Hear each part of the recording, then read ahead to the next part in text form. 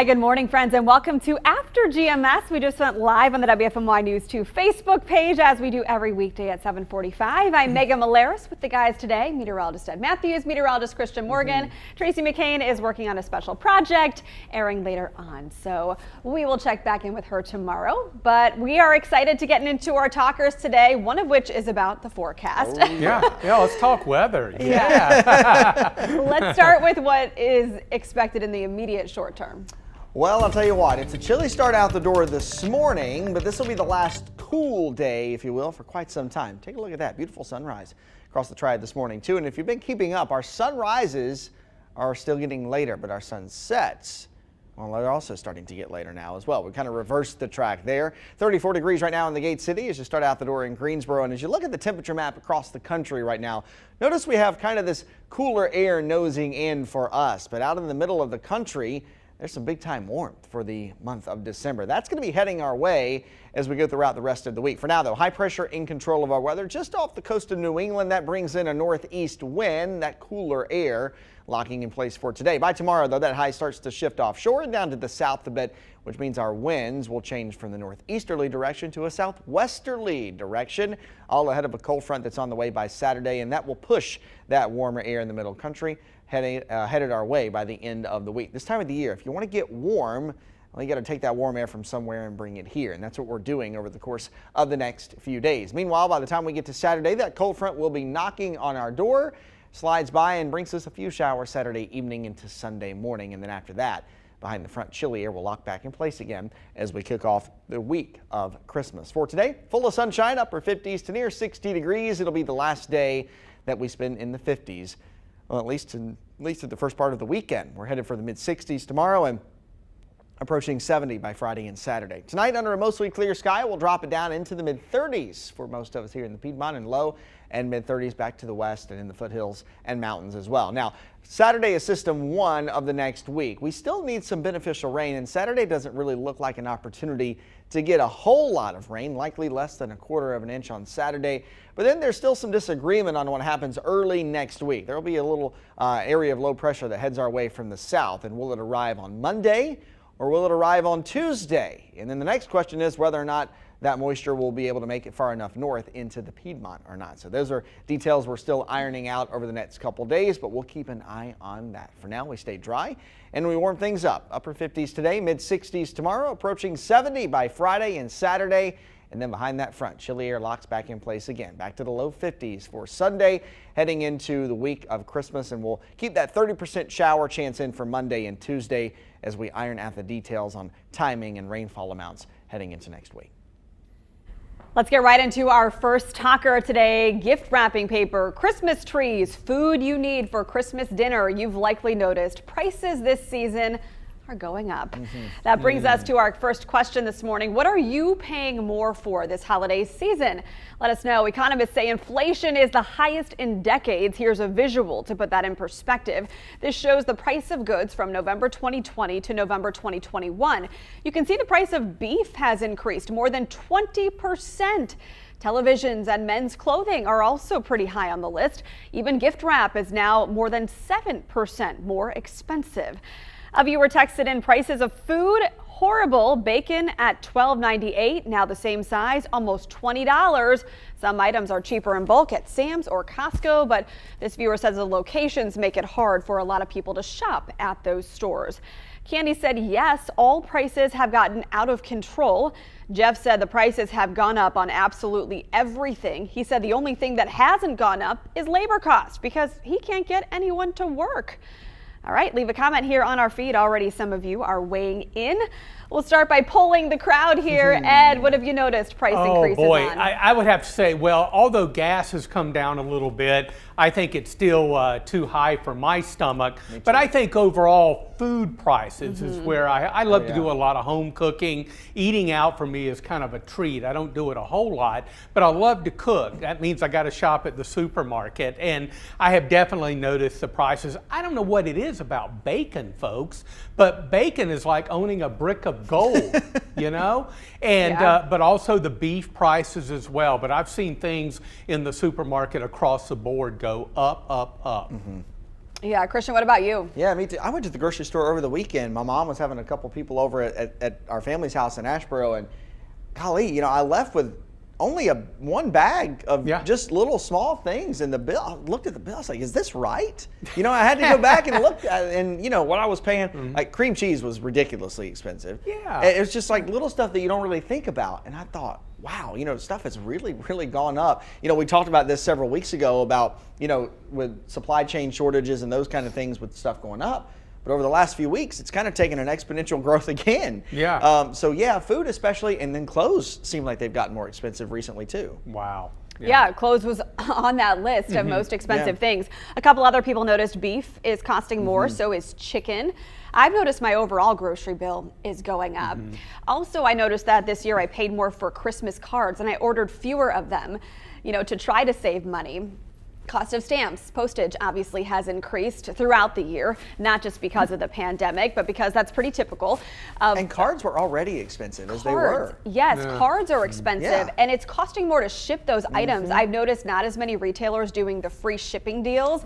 Like they did last year, or if you do choose the free shipping, then you negate the other sale that's going on the site. So you have to kind of plug in both options and see which one comes out cheaper in the end.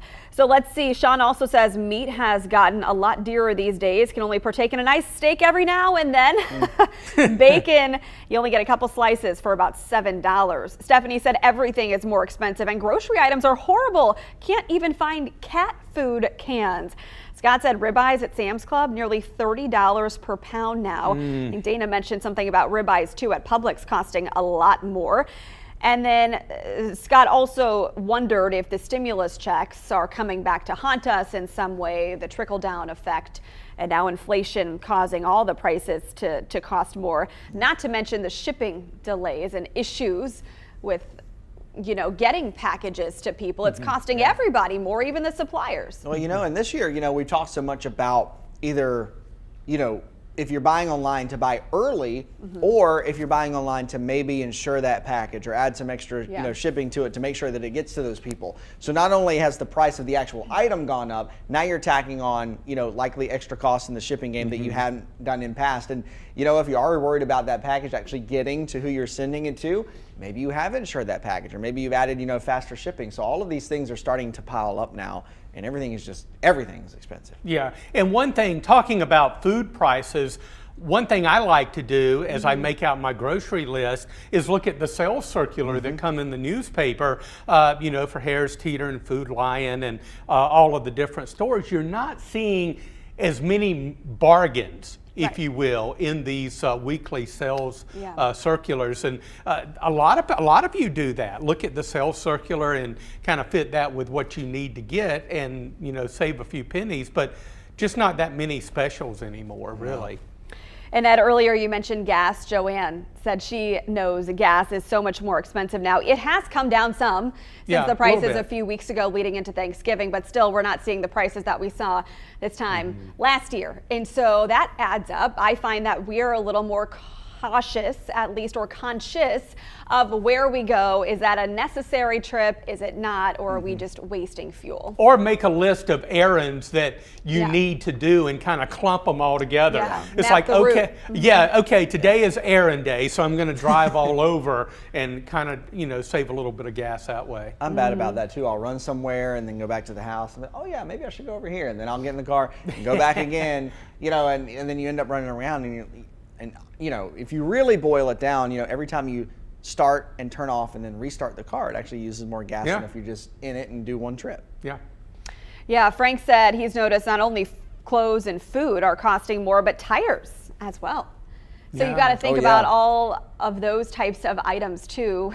We know, yes, the car manufacturers have had their slew of issues getting parts. In fact, I ordered a part from a local car dealership months ago. First, it took weeks to come in and it was the wrong color and size, and so they had to send it back, and now it's more weeks, but now they can't get me in for service until next year. So it's just a compounding issue. One roadblock after the other.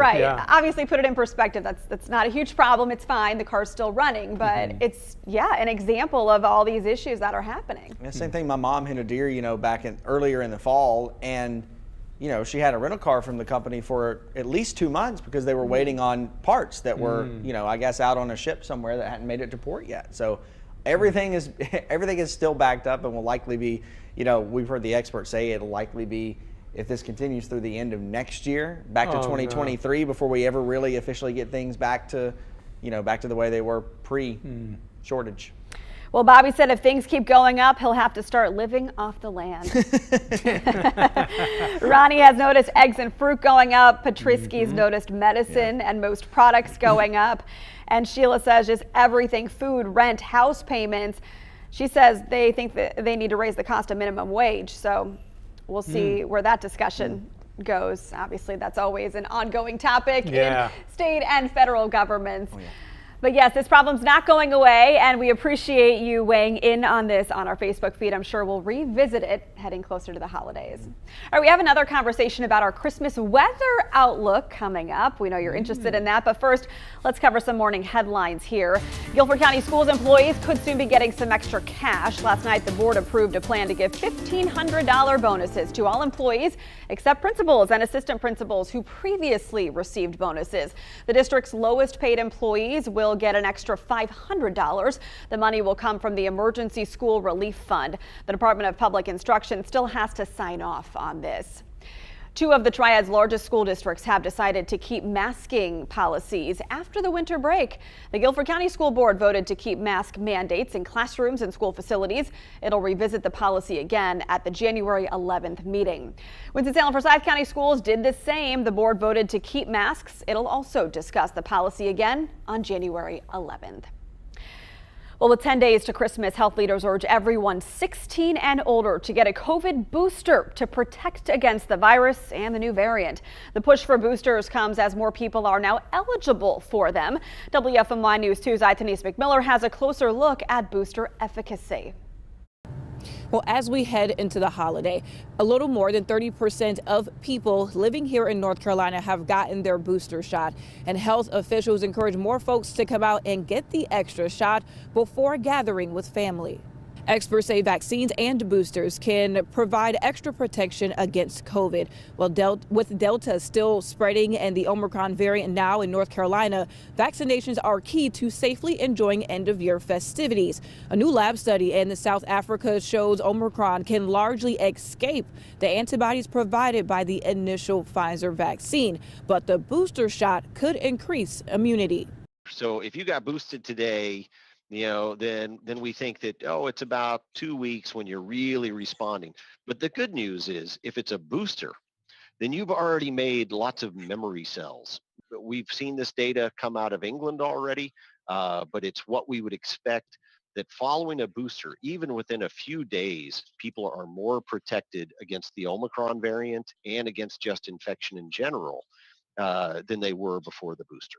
You can mix and match booster shots, but those under 18 are only approved to get the Pfizer vaccine and booster. It must be 6 months after your initial vaccine to get Pfizer and Moderna booster shots, and 2 months for Johnson & Johnson. If you are fully vaccinated and have a booster shot, health officials encourage you to get tested if you plan to engage in large gatherings over the holiday. Rapid tests provide the most accurate results, but take-home tests are also a good option. All right, let's get to our next talker. Christmas is just 10 days away, a week from Saturday, and families are trying to finalize their plans and perhaps plan their outfits. Christmas weather is always a big topic of conversation this time of year.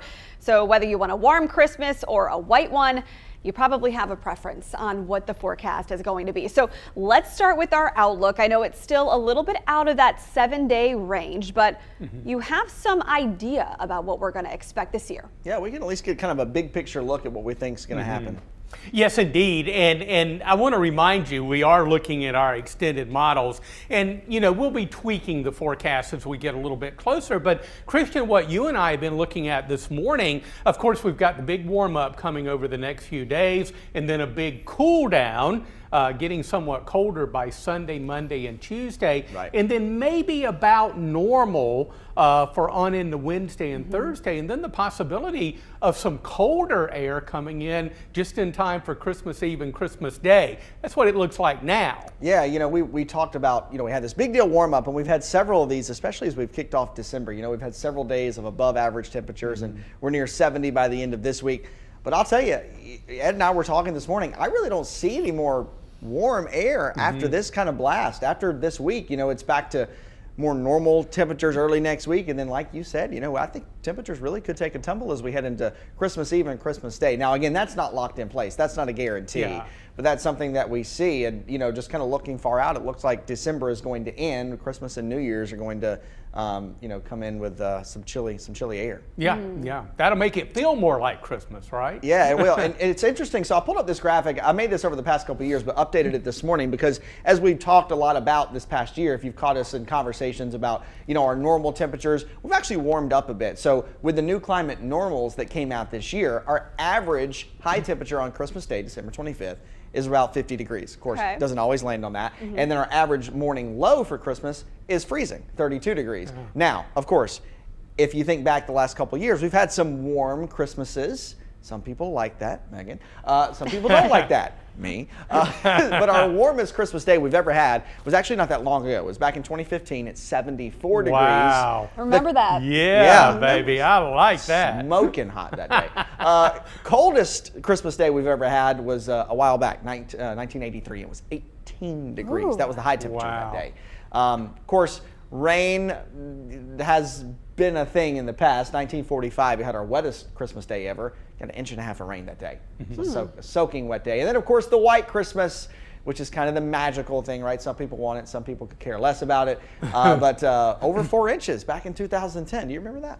Oh, yes, I do. And I'm glad you brought that up, Christian. There's a story. Because, there's a story behind this. And I know many of you remember 2010. That year, WFMY was in the Greensboro Christmas Parade.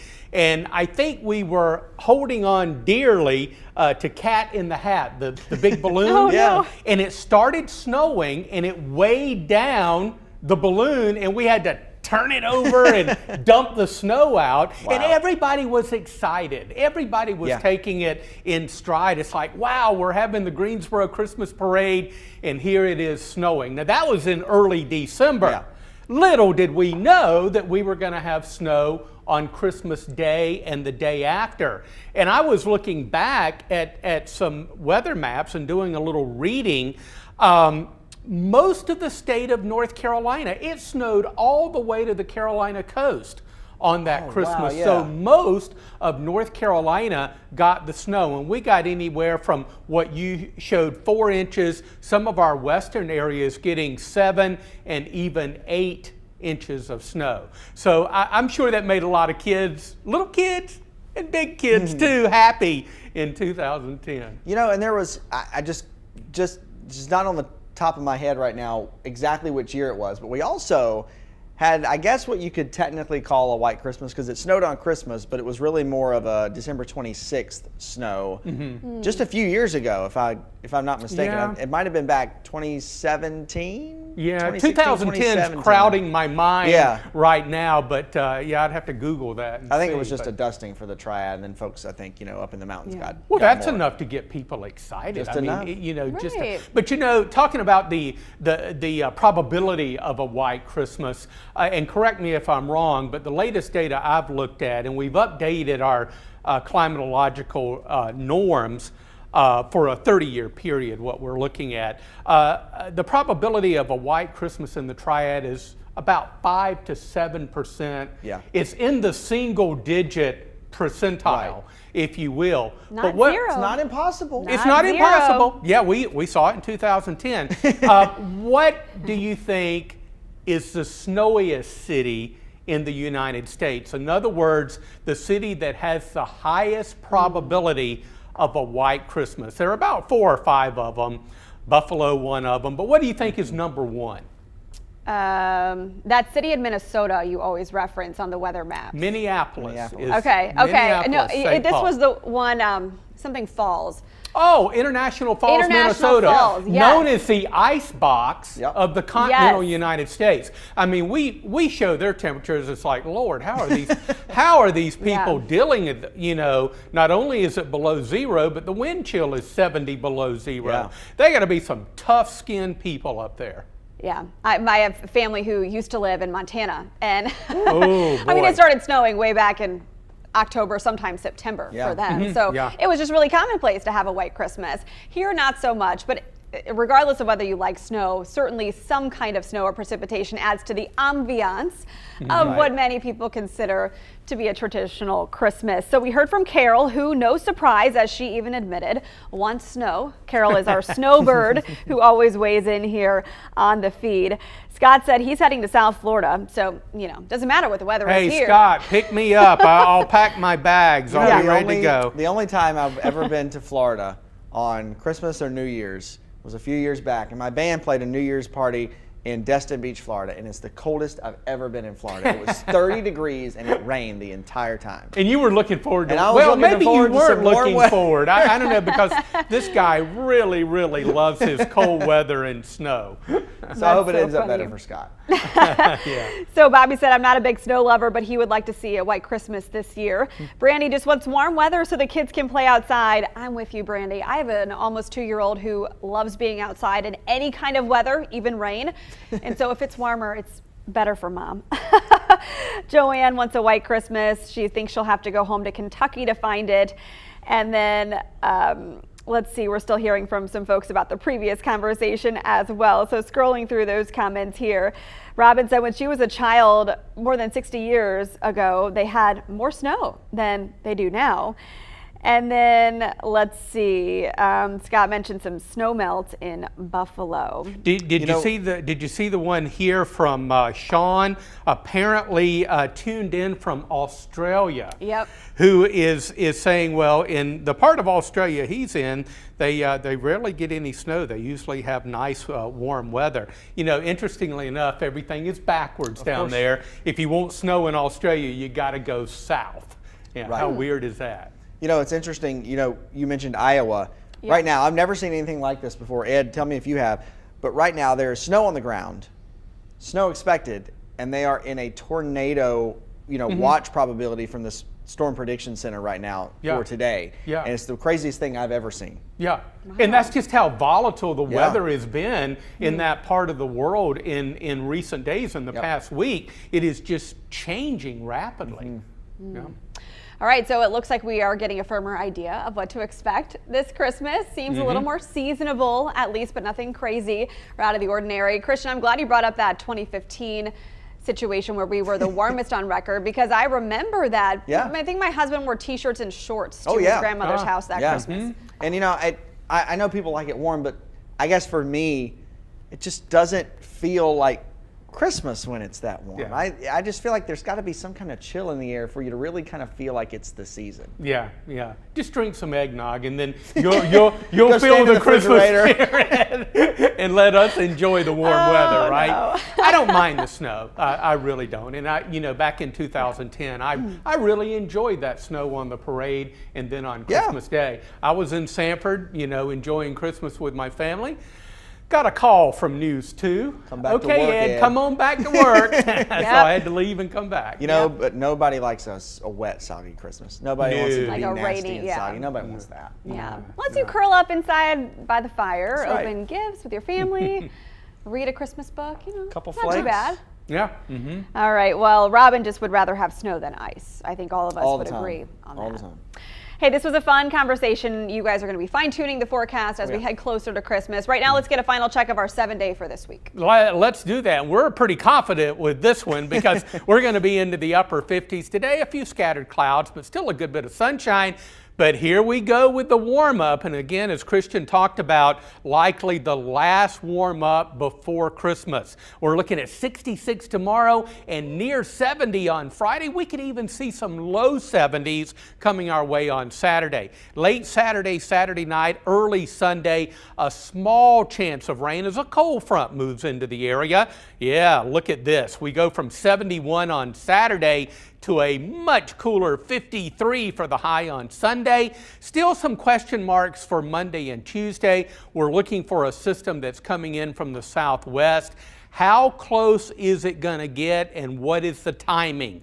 Is it going to be Monday or Tuesday for the better chance of rain? We'll do a broad brush low chance right now, and of course, we'll pin it down for you in the next few days. That sounds good. Yeah.